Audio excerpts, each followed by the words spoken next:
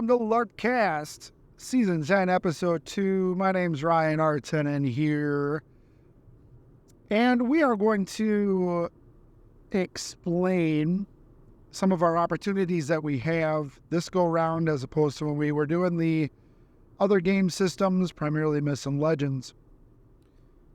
As some of you may or may not know, I'm from southeast Wisconsin, and our family uprooted and moved to Arkansas, north central Arkansas in the Ozarks Mountains.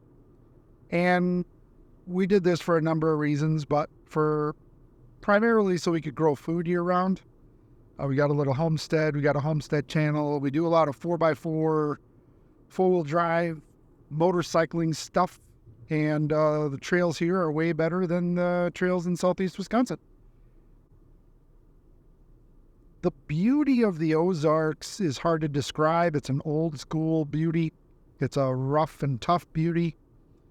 And the people here, we had a Arkansas, Southwest Missouri group, and, we went down here to the World event in Missouri and for Myths and Legends, and it was just fantastic. The people were great. I fell in love with this place when I moved an old friend down to Branson. And after helping her move, seeing the hills and experiencing the culture here was just unlike anything else. And I wanted to be part of it. I know it sounds silly, but it feels like the Lord himself was like quietly whispering, get to the mountains, get to the Ozarks. And we didn't know anybody here, really. We, my wife, she works in the medical field, and she applied for jobs. We came down here 6 different times looking for houses. We probably saw,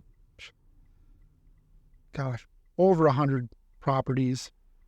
And it was a constant battle of trying to find, enough land to grow food, but still be affordable. And the housing market was crazy at that time. And there was really nothing, like if you couldn't have any contingencies. You had to have cash. You had to be ready to make a deal on the day you saw a property because it was gone in a heartbeat.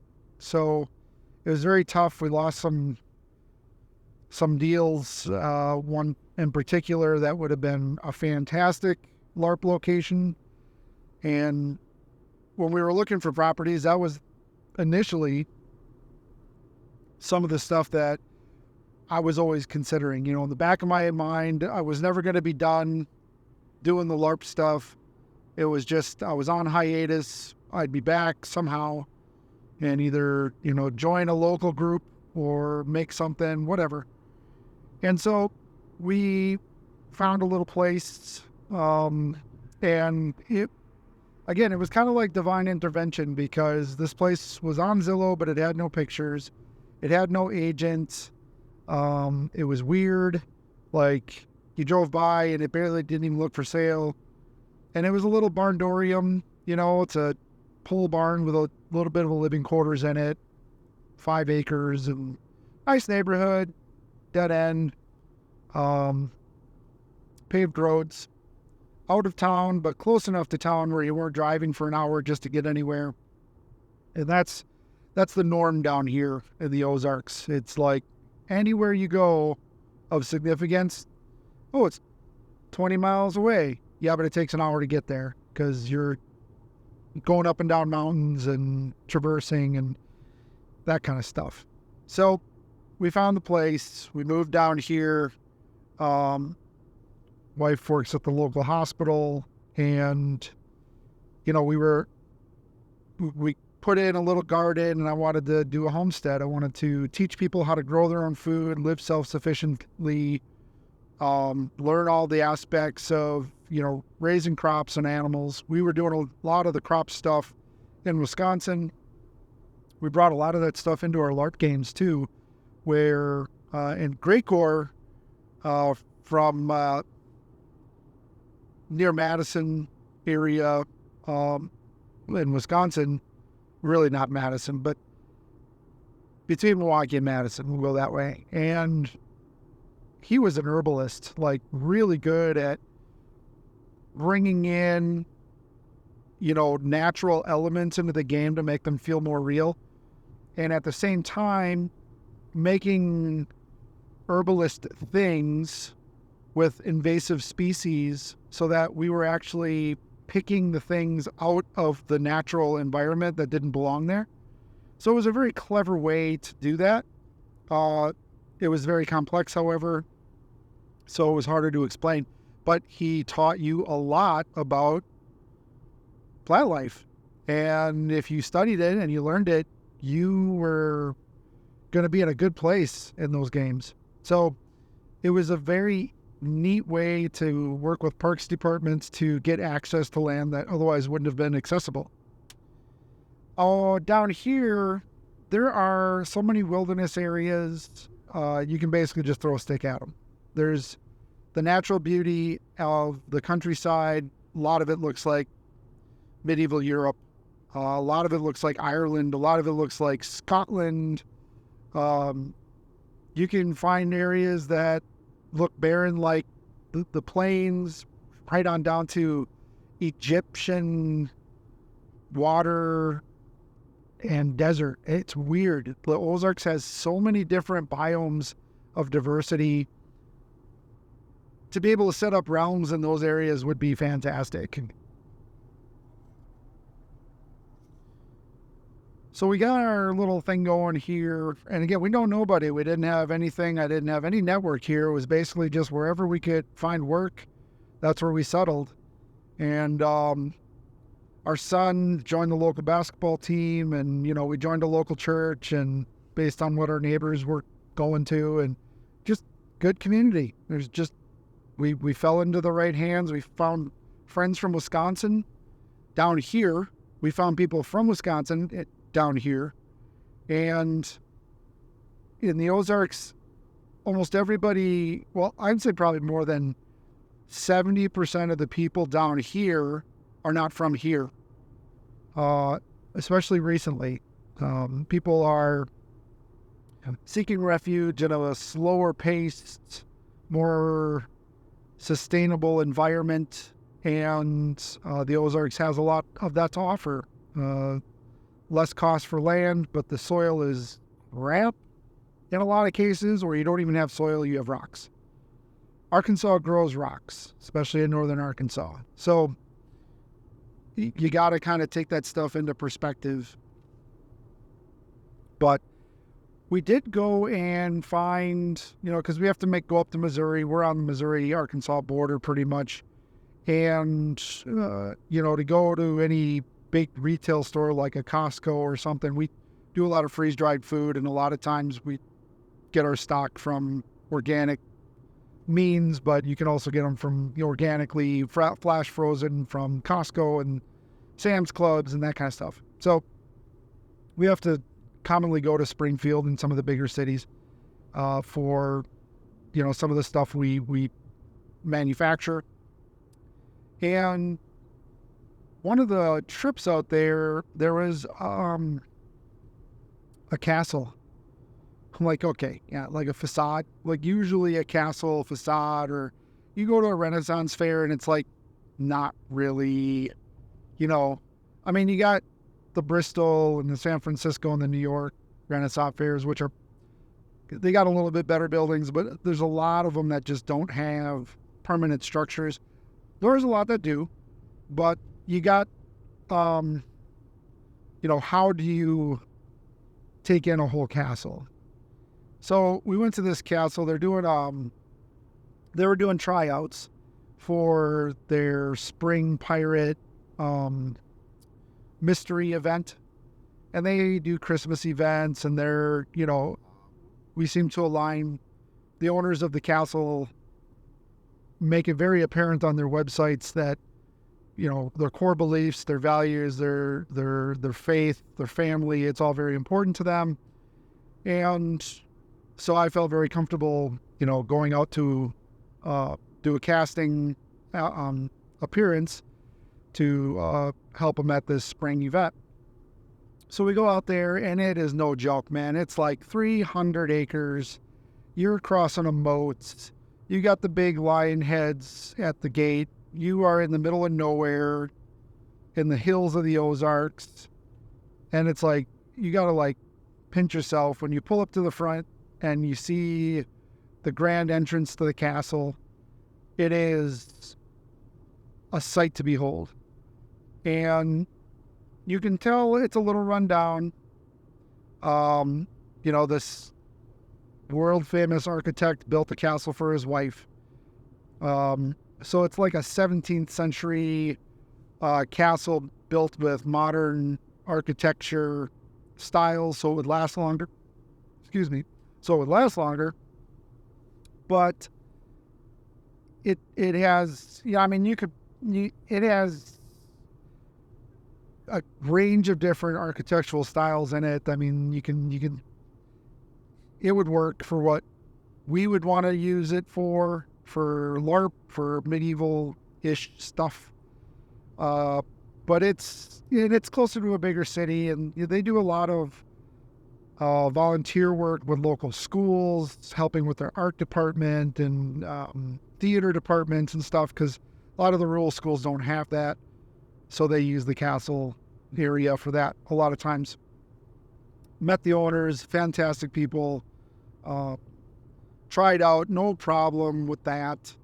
I had to turn down the role, though, because we're putting plants in the ground, and holy man, between doing odd jobs and building websites and running YouTube channels and putting stuff in the ground, and dude, it's a lot. But the fact of the matter is, we have access to legit a castle. And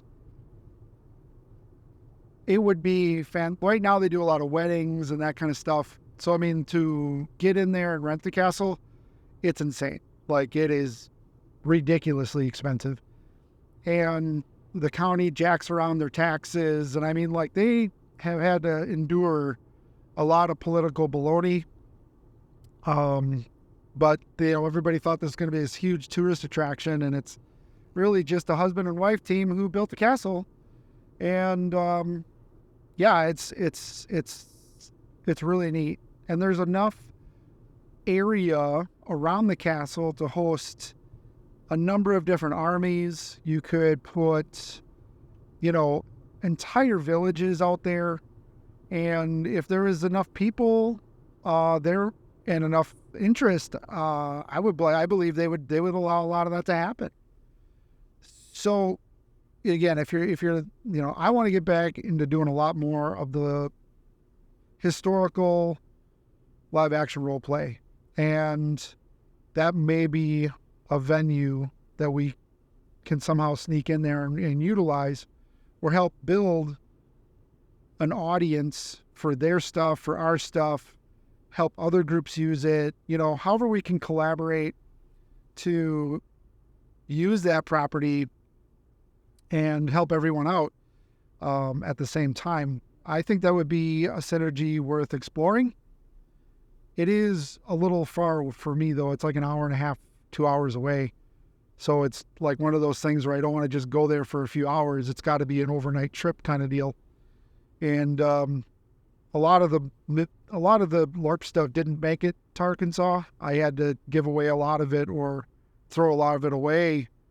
A lot of the crappy, cheap Halloween costumes and stuff that we use for monsters and that kind of stuff really didn't make a lot over here. I basically just kept all of the fairly period accurate stuff, knowing that I would likely have to be joining some other group. That's kind of where it was. And they do have a local, like Scott and Kim's group, the SMA, Society for Medieval Arts, or whatever it is. Sorry, I don't even remember. It's basically the SCA, but without all the baloney. And they're just such a fantastic group of people. And there is like an archery group, and there's some other groups. I met with some of the folks already here in Arkansas, and I really would enjoy going to their events as well.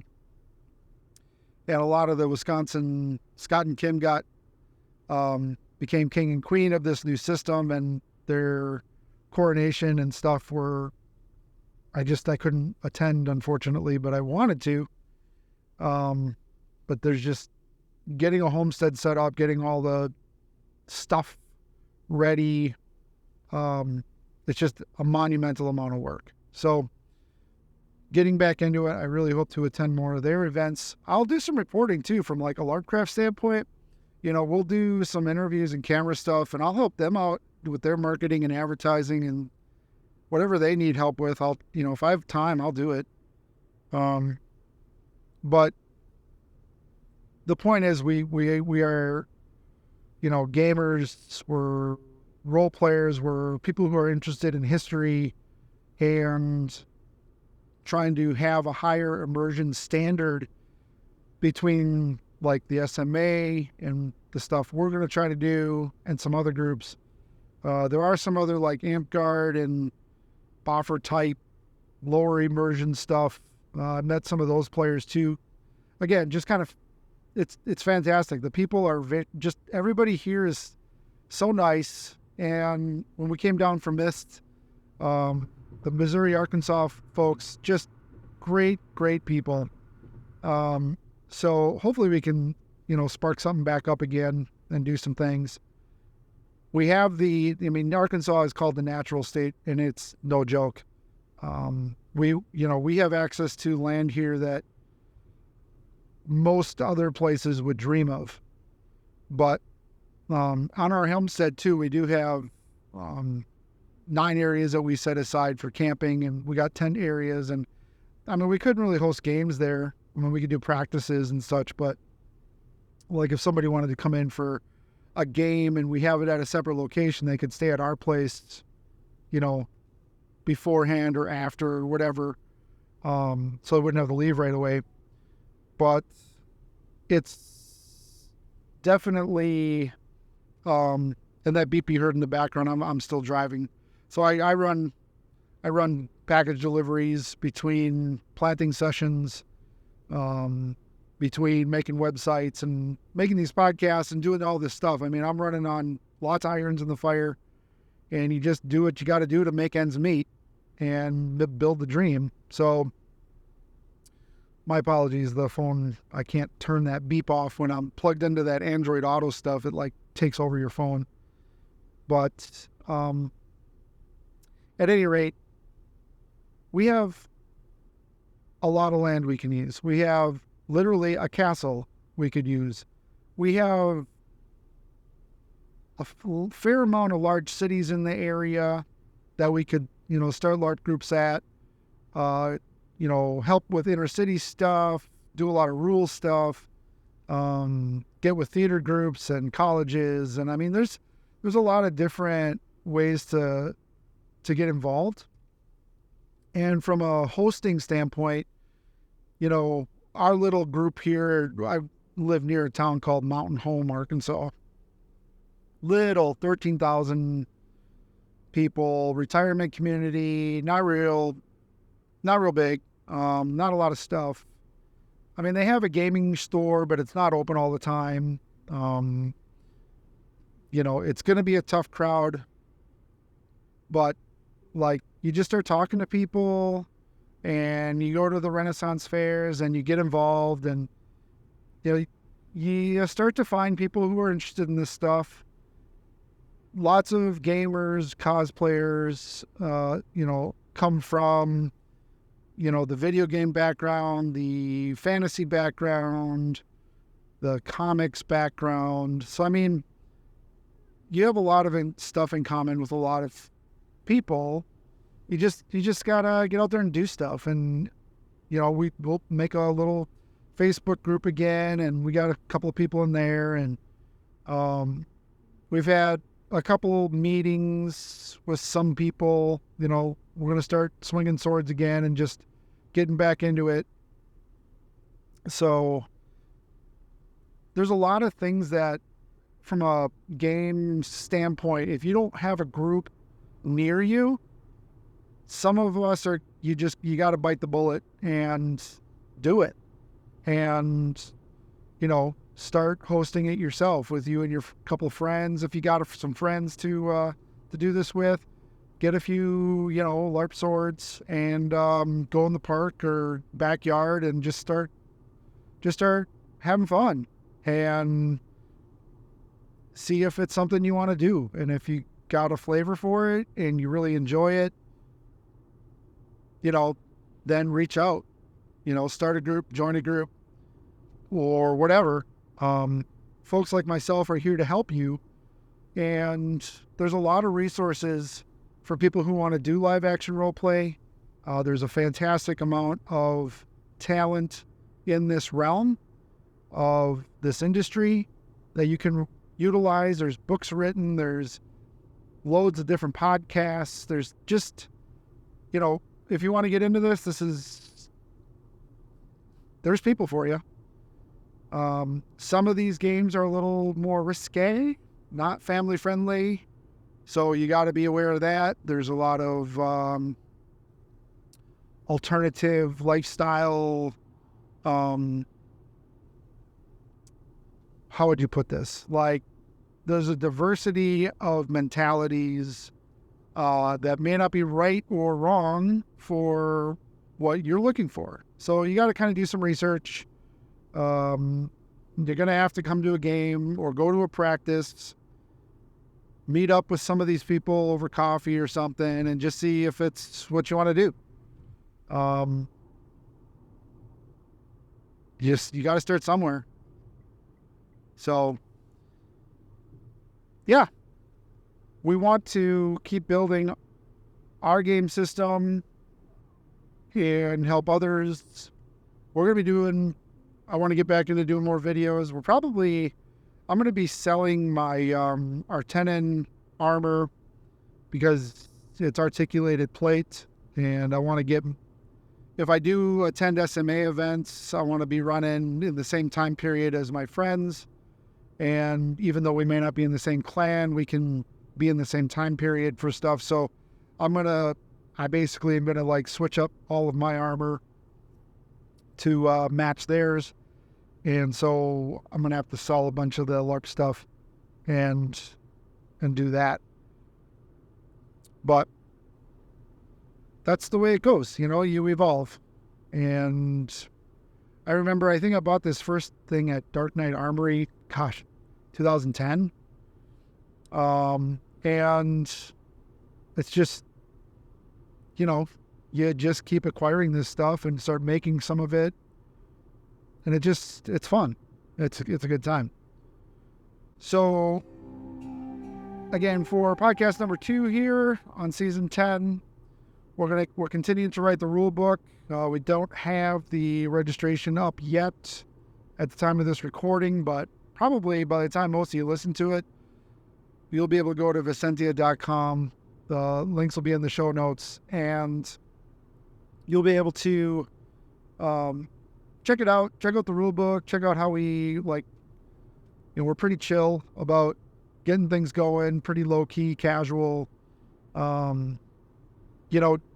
Making sure that this stays fun for everybody, giving it good tourism value, and making it so we can attend each other's games, and have like a linked point system and skill sets, things that make it easy for hosts to, just print off a character sheet or show it on your phone or whatever, and build characters easily that can transfer from, location to location if it's possible. So lots of stuff being built right now, and we just are really excited to get involved and help others and do things. And again, the Vicentia is going to be different in that it's going to have fantasy elements involved, and those fantasy elements are going to be things that were